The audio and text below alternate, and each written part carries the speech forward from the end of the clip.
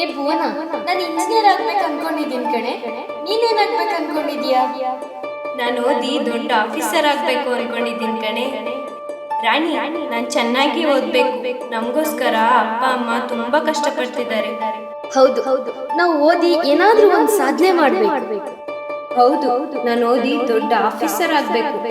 ನನ್ನ ಕನ್ಸನ್ನ ನನ್ಸ್ ಮಾಡ್ಬೇಕು.